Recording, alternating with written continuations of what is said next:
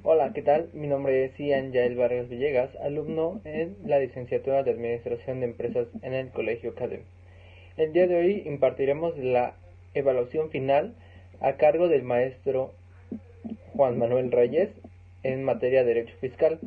Impartiremos los temas: la definición de Derecho Fiscal, los sujetos tanto activo y pasivo, la definición de capacidad, el domicilio y la residencia.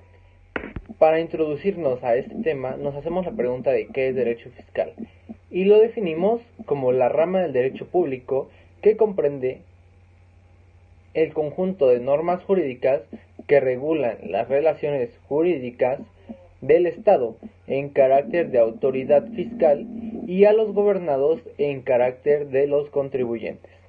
También decimos que el derecho fiscal establece las normas que determinan los tributos, esto a través de diversos ordenamientos fiscales, y el Estado grava las actividades de los gobernados sin importar la naturaleza, ya sea civil o mercantil de las mismas.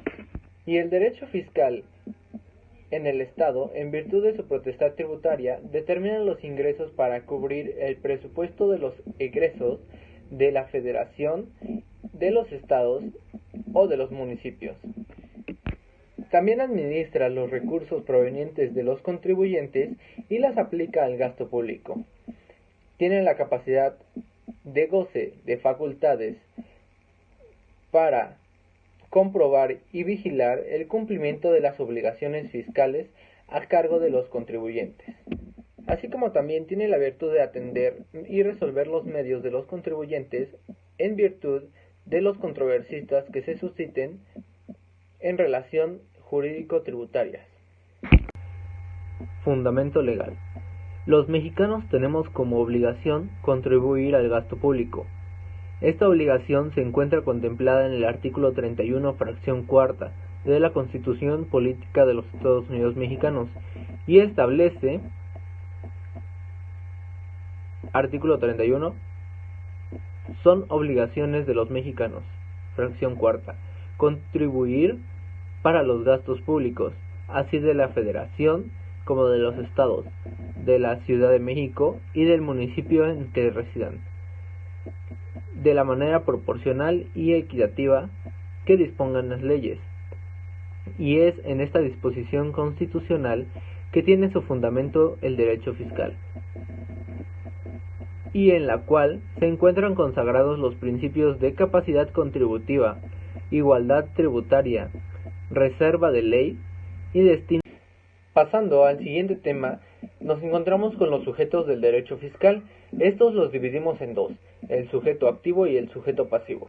Decimos que el sujeto activo es el Estado, quien en capacidad de su ejercicio de su potestad establece y exige el pago de los tributos, diciendo que el sujeto activo son las autoridades fiscales, por ejemplo, la Secretaría de Hacienda y Crédito Público, el Servicio de Administración Tributaria y las Secretarías de Finanzas. En este apartado del sujeto activo también intervienen el IMSS y el Infonavit. Y definiendo el sujeto pasivo, tenemos que es el contribuyente. Este puede ser una persona física o una persona moral. El Código Fiscal de la Federación establece que las personas físicas y morales están obligadas a contribuir para los gastos públicos conforme a las leyes fiscales respectivas. La Federación también está obligada a pagar contribuciones, pero únicamente cuando las leyes lo señalen expresamente. Y en cuanto a los estados extranjeros, en casos de reciprocidad, no están obligados a pagar impuestos.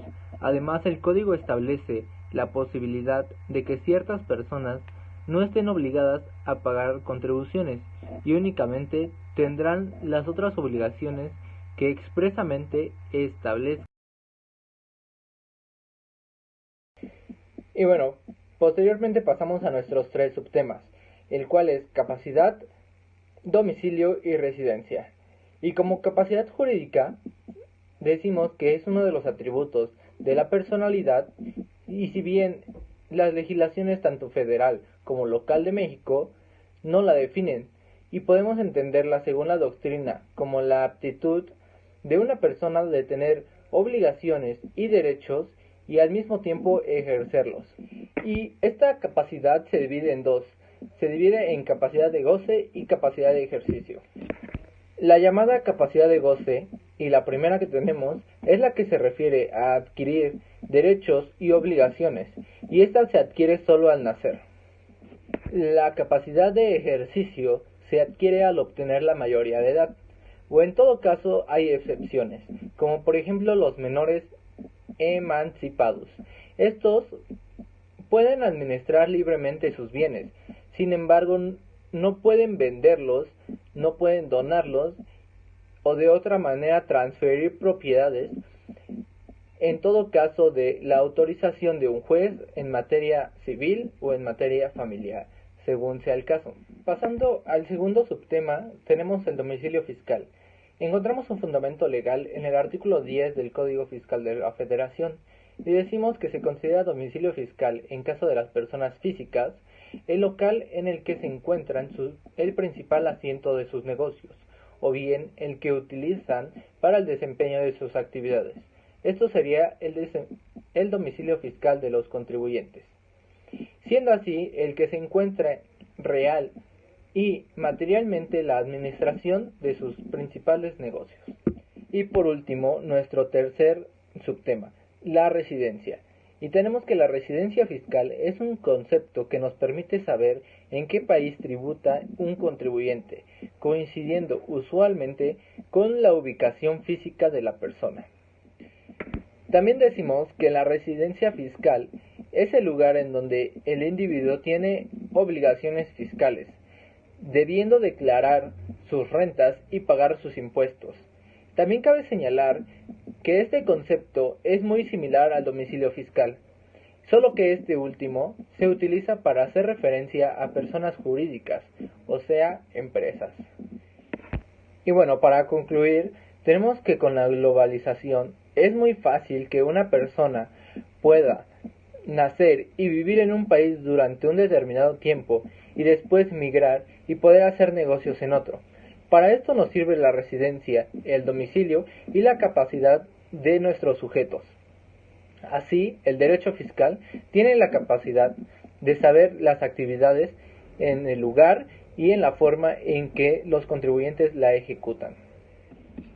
Muchas gracias por su atención. Esto fue Derecho Fiscal y nos vemos en un próximo video.